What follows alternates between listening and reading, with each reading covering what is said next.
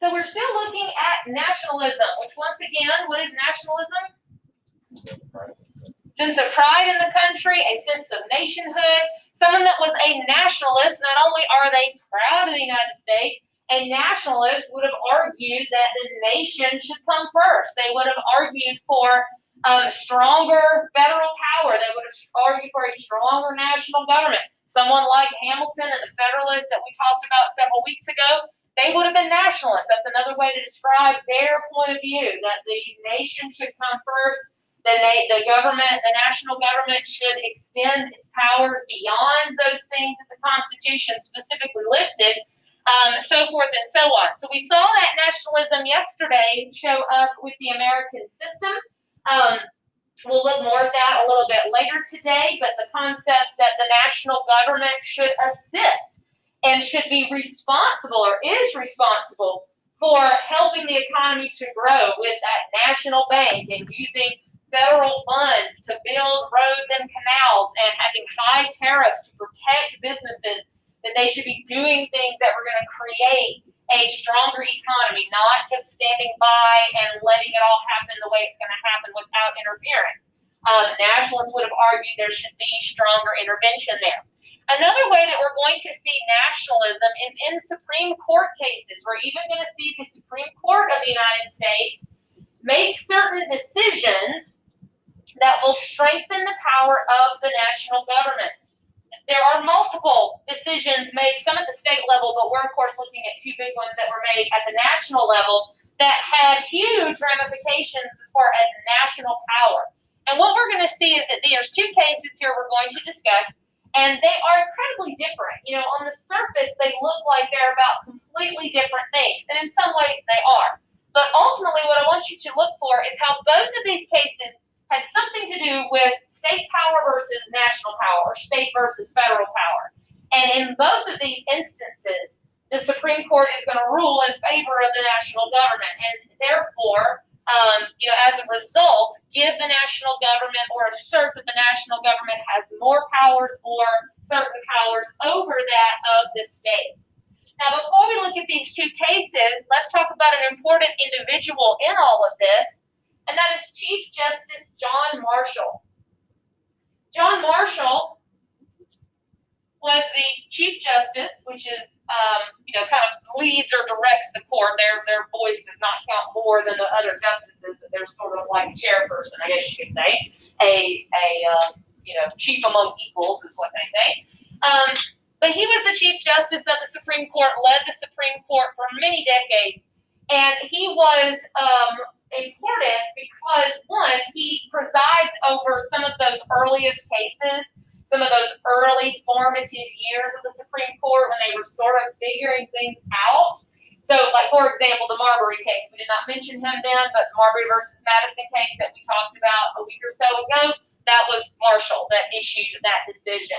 And so he issues a lot of those early landmark decisions, really important decisions that define, what the Supreme Court is and help the Supreme Court to define what its role and its place is. Things like Marbury, for example. But he also tends to favor national power. He's a bit of a nationalist. So he's also, I guess you could say, credited with increasing the power or somewhat responsible for helping increase the power of the national government in this period.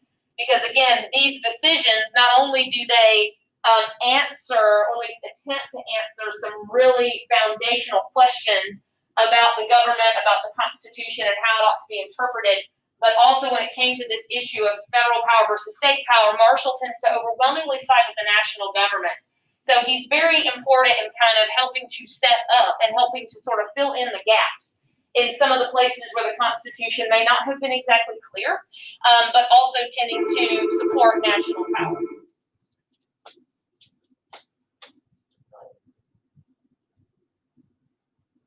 Sorry, say again. Oh, okay, yes.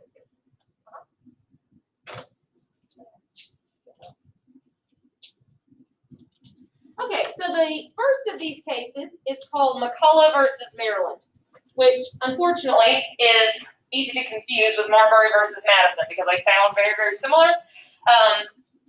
So unfortunately, just gonna have to learn the difference. Marbury versus Madison was the, judicial review case, the one about the, the commission for the judge and all that. So a little bit later, we have that second landmark court decision, and we really don't talk about too many landmark court decisions in this class. There's really, I think about 4.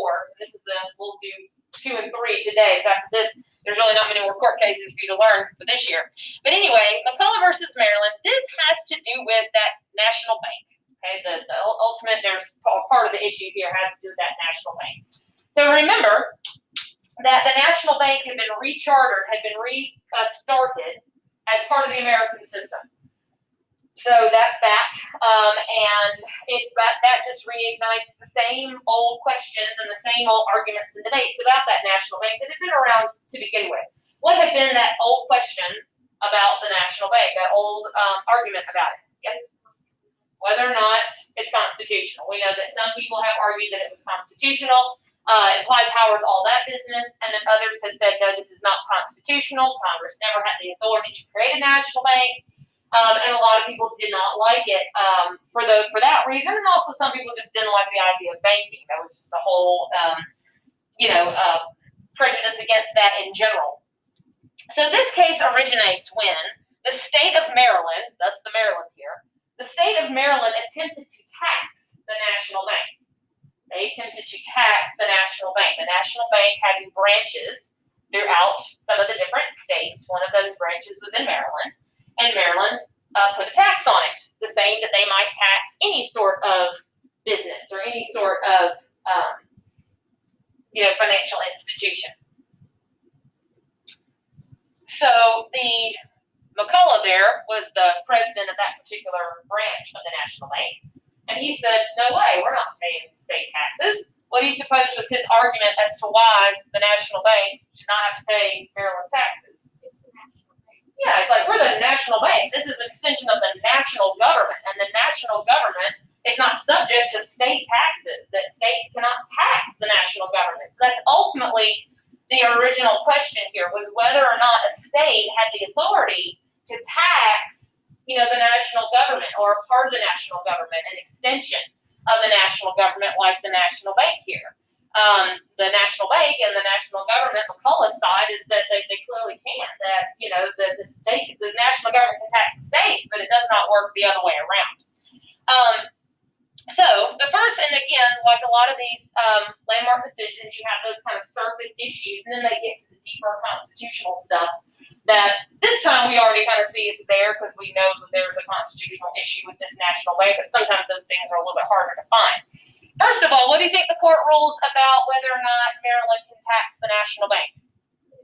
They say no. So first they rule that the state of Maryland cannot tax the national bank. They do not have that authority.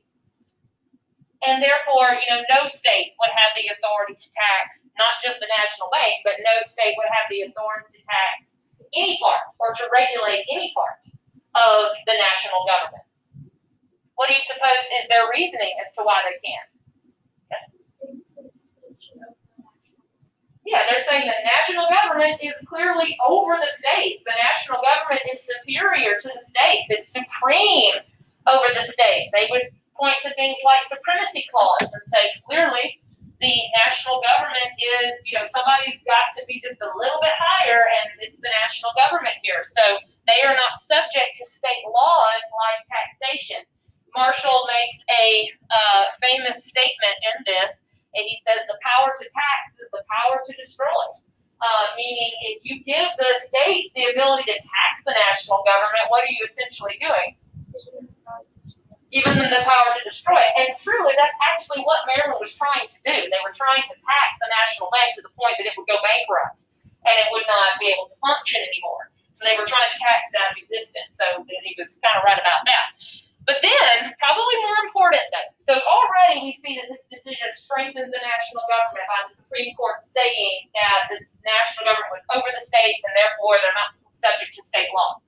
But now they get into that deeper constitutional issue, which again, this time we already see that. So this is where the court then looks into that question of whether or not the National Bank was constitutional to begin with. People have been arguing about this for a couple of decades now. It is in McCullough versus Maryland that the Supreme Court is going to look at that question and decide about the legality of the National Bank to be, from the get-go. What do you think they say about the National Bank? It says it's legal. So they rule the National Bank is constitutional on the basis of implied powers. So they rule, and they're led by John Marshall. He'll write the majority opinion in this. They say the National Bank is legal, it is constitutional on the basis of implied powers. Remember that argument for implied powers? Hamilton had made that argument decades before this, saying that there was such a thing as implied powers. What did he mean by that? Sort of wiggle room in the Constitution, powers that were not explicitly stated but that were intended anyway. What part of the Constitution did he base those implied powers on? The elastic clause, right. And people have been arguing that wasn't correct. This is where the Supreme Court weighs in on this, basically says Hamilton was right. There is such a thing as implied powers. The elastic clause does create those. The elastic clause does create that stretchiness. And Congress is not necessarily regulated to just those things that the Constitution says.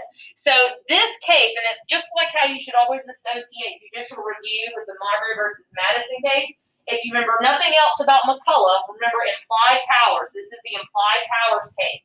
And this case strengthens the power of the national government mainly because this is where the Supreme Court affirms that idea of implied powers and says that there are things, plenty of things, perhaps even lots of things that the national government can do that are not necessarily listed in the Constitution. So this is a big expansion of national power by suggesting or in their minds confirming that there was an existence of implied powers. Now that doesn't mean the people shut up about it. It doesn't mean that the issue is forever gone because the side that didn't agree with it, it's not like they go, oh well, darn it, I guess we'll go to find something else to get mad about. Debates always continue, but this certainly gives more support for that side that are arguing for national power. The second of these cases that, again, is going to look completely different. This one's going to look completely different, has nothing to do with the national bank, but it's still going to involve a federal versus state issue, and is still, in a way, going to increase the power of the national government. It's a case called Gibbons versus Ogden. This one's background is a little less fun because one, it involves something the national bank is something we have talked about a lot and we know a lot about. This one, not so much, but it's going to have massive repercussions as far as the decision that's made. Sometimes, and the background to this one is really, again, it's not so important that you really understand the entire backstory, but you understand the issue that the court was considering and, of course, their decision. But this case originated over as a dispute between two steamboat companies. Some of them call this the steamboat case. But there were two steamboat companies that were basically arguing over who had the right to operate their steamboats on the Hudson River, specifically in New York. This is when steamboats were just kind of getting started, and one of these companies had a license that was issued by the state of New York that said that they have the right to conduct steamboat traffic on the Hudson River. And then the other one, these guys used to be partners, and then they become competitors. And then the other guy, one of them's Gibbons, one's Ogden, and I can't remember which is which, but again, that part's not important. But then the other one's got a license from the federal government that says he has the authority to operate his steamboats and do all those things along the Hudson River. So essentially, that's kind of what it comes down to, is that one's got this, license from the state, one's got a license from the federal government, and so that's, you see, what the state versus federal thing comes from, whose was the legitimate one, who had the authority to operate these steamboats. So what do you think that the Supreme Court is going to decide here? Which of those licenses was the valid one? The one issued by the state of New York or the one issued by the national government? The national government. So they rule in favor, and again, I can't remember which one it was, Gibbons or Ogden, but they will rule in favor of the national government here. That the national government were the only ones that had the authority to issue that license at the state of New York, that their license was not legal, that they didn't have the authority to issue that license. But it's not because, again, there's a constitutional issue here. It's not just a who wins, who's better, the national government is more powerful, and so therefore they get to do it. There has to be a constitutional or a legal reason as to why. And here's why they say that the one issued by the national government was legitimate and the one issued by the state was not. The state didn't have the authority, is because of something called interstate commerce. Gibbons versus Ogden is what we call, again, the interstate commerce case. So just like McCulloch is implied powers, Gibbons is interstate commerce. Interstate commerce is a fancy word for something that we kind of talked about before. What is commerce? Trade, business, okay, trade or business. Interstate, what do you think that means? Not inside the state, but that'd be intrastate. Interstate, I know it sounds backwards, but outside of the state, okay? So what is interstate commerce then? Trade from state to state, okay? Trade or business from state to state, all right? Things that cross state lines. The Constitution specifically says there's a part of the Constitution called the Commerce Clause, and that is the part that the Supreme Court's going to bring up and going to base this decision on. There's a part of the Constitution called the Commerce Clause where it says that interstate commerce is under the authority of the national government.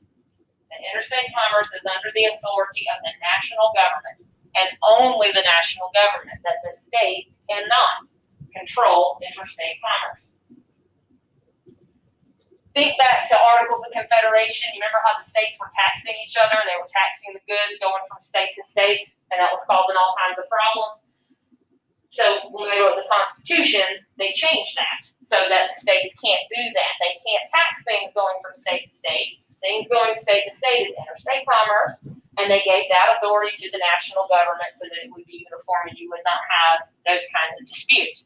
So what they're saying in this case is that steamboat traffic is interstate commerce, therefore the state never had the authority to issue any kind of license or do anything with it. Only the federal government can do that, therefore the federal government wins out. Well, you may be wondering, well, if the Constitution says that, then why did the Supreme Court have to answer this question? Why was this even a big deal? You know, why did New York even bother with it? What they're really doing here is they're not just sort of repeating, they're not just reaffirming what the Constitution already said. Why Gibbons versus Ogden is so important is because what the court's doing here is they are broadening the definition of interstate commerce. Broadening its definition. What does that mean if we're going to broaden the definition of something? Extend it, expand it, make it mean more things. What they are basically saying here is that, you know, before we sort of believed that interstate commerce was this. But no, it's not just this, it's all of this. There's more stuff that qualifies as interstate commerce. Interstate commerce, they're saying, it's not just buying and selling of goods. It's anything that crosses state lines. Doesn't matter if you're bringing goods to sell or if it's people you're talking about, trade. And all of the, you know, transportation systems that were being built in this time is one of the things that forced this question about who gets to control that. So what they're saying is that steamboat traffic, because see, the Hudson River doesn't just go through the state of New York, it goes through multiple states. And so they're saying that the state of New York did not act legally when they tried to extend that license beyond their own state. But interstate commerce is anything going from one state to the other. Doesn't matter if it's people, doesn't matter if it's just steamboats, doesn't matter if it's goods that are for trade, it's interstate commerce. And if it's interstate commerce, then the national government and only the national government can control it. Now, that expands federal power immensely. So first of all, you can see that it's nationalism because they ruled in favor of the national government, said the national government has authority over this and the states do not. But by expanding the definition of interstate power, that eventually, maybe not even so much so in the moment, but certainly later on, is used for massive expansion of federal power. This is how the federal government will eventually start to regulate all kinds of businesses and all kinds of things. Some of that maybe not even till later into the 19th century. But that's all done in the name of interstate commerce, to say we can regulate businesses and tell them that they can't do this or they have to do that, so forth, because it's interstate commerce, and those are things that the national government has authority over. So it kind of creates this window for the national government to make all sorts of laws, all sorts of regulations or rules involving a lot of stuff that the Constitution could not possibly have addressed. This is even used, it's not just about business regulation as far as, pricing or whatever. This is used actually, just to give you a little bit more of a modern example, this is used in a lot of civil rights cases in the 1950s and 60s. A lot of businesses that said, we're private businesses. You can't tell us what to do. You can't tell us that we can't segregate and that we can't serve these people and that sort of thing. The federal government justified intervention on the grounds that it was interstate commerce to say, yeah, you are a private restaurant or you're a private business, but people from all over come. It's and you're buying stuff from out of state. Your supplies. This is interstate commerce. And therefore, we have the authority to force you to integrate or do different things like that. So the ramifications for that, some of it comes later, but it is eventually a massive broadening of federal power by expanding, and the definition continues to expand, of exactly what interstate commerce means. So if you remember nothing else about Gibbons versus Ogden, interstate commerce. And then it expands interstate commerce. So the significance of both of these cases, and there were several others, some of them at the state level during this period as well, that did similar things. But what did both of these cases, they both involved the national government versus the states in some sort of a way. And how did the Supreme Court answer in both of these cases?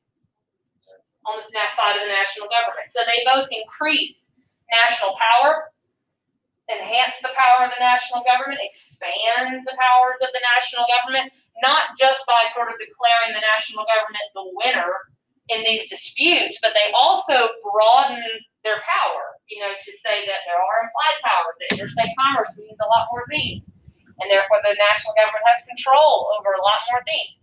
So they're both strengthening the national government, weakening what? Weakening the states. Yeah, weakening state power, diminishing state power to some extent. So nationalism doesn't just show up in the way people think and feel. It's not just a going around waving flags and saying people love their country. That's some of it. But it also shows up in the national government becoming stronger, and some of that being reaffirmed by the courts.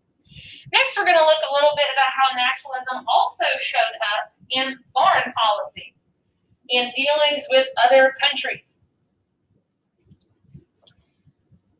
So what we're going to see here is the United States perhaps being just a tiny bit, or maybe a lot, a little bit more perhaps aggressive. Maybe aggressive is a little stronger word, but certainly assertive when it came to dealings with foreign countries. Maybe just trying to stand on its own 2 feet just a little bit more, just being a teeny bit more of a presence, a teeny bit more of a world player, or a player when it came to world politics, those kinds of things, and just a tiny step away from the foreign policy view of Washington and Adams and all of the rest of them. And their foreign policy view, Washington and so forth, how did they sort of approach the United States' role in the world? Be by ourselves, isolation, neutrality, have good relationships with everybody, but don't get involved in this, that, and the other, which we're not seeing a total departure from that, but it's just a little step away. And things that will be used later on to take that bigger step when that time does come. Also, what we're seeing here is the acquisition of some new territory, new land. And that in and of itself could be considered nationalism. Because anytime that you're adding territory, that is literally nation building, and a lot of times those territories are acquired, with the means of we're going to expand and be stronger and grow our economy by expansion. Nationalism is wrapped up in expansion of any sort. Anytime you're adding territory or settling new territory, that could be considered nationalism. But particularly the one we're going to talk about today, we're going to see the United States be a little bit more bossy when it comes to the acquisition of this territory. Before we get to that, an important individual we certainly want to mention in all of this, when it comes to foreign policy in particular and nationalism, we must mention John Quincy Adams. John Quincy Adams, at this point in time, was Secretary of State. He's Secretary of State under President Monroe. He will later become president himself, some of you may recognize his name. or may remind you of John Adams, the second president, who was his father. So this is the son of John Adams. Again, later becomes president in his own right. And he is a big nationalist, big time nationalist. When just as we associate the nationalistic court with John Marshall, we should associate nationalism and foreign policy certainly with John Quincy Adams. Since he's Secretary of State, he pretty much is really the brains behind a lot of foreign policy decisions that President Monroe makes. And President Monroe gets credit for, but really a lot of it was probably John Quincy Adams more than anybody else. And being a nationalist, he does want the United States, the national government, to be more powerful. He wants it to expand its powers further, but he's also an expansionist. Those two things usually go hand in hand. And he is, certainly not afraid of the United States being a little bit more, again, assertive when it came to dealing with foreign countries and all of that. Not being, a bully, not going around looking for trouble, but demanding what we want and, protecting American interests, even if that offended somebody, I guess. So John Quincy Adams is behind two major foreign policy accomplishments or issues or whatever you want to call it during the Monroe presidency. The first of those involving Florida. One of the questions I usually get a lot is, well, what about Florida? When does the United States acquire Florida? All of that. Well, it's going to be right here. And it has to do a little bit with nationalism. So let's remind ourselves, Florida had been a territory of who? Mainly of Spain. It had gone to Britain for a little while, but it had reverted back to Spain as a Spanish territory. And Florida had become a bit of an issue for the United States for a couple of reasons. One was Native American. There was a Native American issue with Florida. There were a lot of Native Americans in Florida that were quite hostile to the United States. And so there were a lot of fighting and raids, Florida mainly was the Seminole Nation, which were mostly defected Creeks out of Alabama that had had settled into Florida and were again very hostile to the United States and United States expansionism. And so they would attack and raid American settlements and cities and towns and stuff. And there was all sorts of violence and fighting, but then being in Florida, it made it difficult for the United States to retaliate because that was Spanish territory, so they were kind of quote unquote protected. So that was the big thing, was the Native American threat that was there from the Seminole Nation. There was also some concern amongst slave owners because parts of northern Florida had become a haven for runaway slaves. There were a whole lot of, it's something that's not really talked about a whole lot, but a lot of people don't know about it, but there were whole towns and communities of former slaves that had run away into northern Florida when they were out of reach of the United States and had set up whole towns and communities with farms and schools and churches and all sorts of things. And so that was a concern. So the Native American issue and then just some concern from slave owners had kind of pushed this Florida thing. And a lot of Americans, including John Quincy Adams, saw Florida as just it was inevitable that at some point that was going to become part of the United States. It was right there. Spain at this point, we talked about Spain earlier being super powerful. By this point, they are not. And they don't have a very strong presence in Florida. So it's not like a lot of people in the United States, particularly people like John Quincy Adams, would not have seemed like it was going to be all that hard to take Florida if they wanted it, and that was just sort of an inevitable thing. So because of all of that, President Monroe orders Andrew Jackson to take troops into Florida, to invade Florida, and this is all of the urging, certainly, of John Quincy Adams. His mission, his objective, the reason that he was dispatched there was to deal with that Native American threat. That's what he was supposed to be doing. His only instructions were to weed out that Native American threat, the Seminoles. So that's who he was supposed to be attacking. He was supposed to be attacking, possibly destroying the Seminole Nation and, putting an end to that hostility. So Jackson is sent with forces into Florida, supposed to do that. But Jackson being Jackson, not much of a rule follower, kind of does what he wants, and rather headstrong. What do you think Jackson's going to do? He just takes over the whole thing. So instead of just attacking the Seminoles, he says this is the perfect opportunity, just to take over all of Florida. And so he, without the orders to do so, defying his orders from the president, attacks the Spanish fort, the Spanish government, whatever you want to call it, in Florida, and takes it over. Again, Spain did not defend, wasn't very well defended. Jackson knew that. And so takes as an opportunity. And so he essentially captures Florida and is sitting there, taking the whole thing. So President Monroe is sort of in a tough spot because here we have Florida, which some people really wanted. Jackson has successfully taken it. What do you think Spain thinks about that? This is pretty upsetting. Yeah, some people might argue this could easily bring about war with Spain. We just attacked their territory without, we didn't have any authorization to do this. Spain could come in and want to fight over it. This could inaugurate a war. So a lot of people are very concerned with that. And James Monroe's got folks in his cabinet saying, you need to, apologize for this. You need to recall Jackson. He's disciplined. He disobeyed orders. He could be bringing us to war with Spain. This is awful. And then you've got John Quincy Adams, who's kind of like, well, Spain wanted to keep their colony. They should have defended it better. It's their own fault, and they're not going to do anything about it. So, we've got the upper hand here. So just use this as a starting point for negotiations to get what we really want. So John Quincy Adams urges Monroe to be more assertive, aggressive, and to say, this is our chance to get it for real. So that's ultimately what President Monroe decides to do. And he gives John Quincy Adams the go-ahead to formally negotiate for Florida. So Jackson's already pretty much taken it by force. Spain is quite upset about it, but John Quincy Adams was right. Spain was not willing to go to war over it with the United States. They weren't in a position to do that. And so all of this ultimately results in the Adams-Onis Treaty. And that is where Spain officially hands over Florida.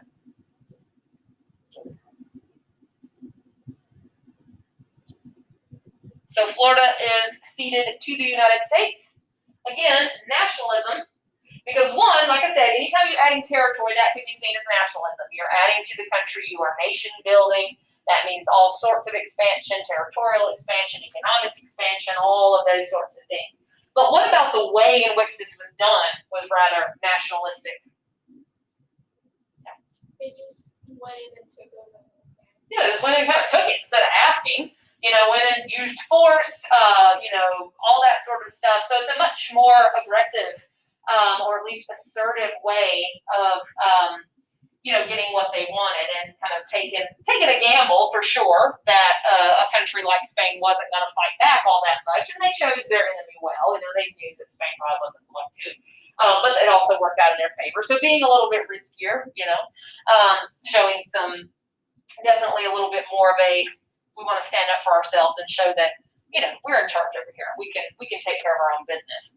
The biggest, however, example of nationalism comes a little bit later in the Monroe presidency. The thing that Monroe is probably most known for, and that is something called the Monroe Doctrine. What we're going to do now, though, is we're going to start looking at the American system, and we're going to come back to this towards the end of class because it's real important. I want to make sure that our brains are clear for it.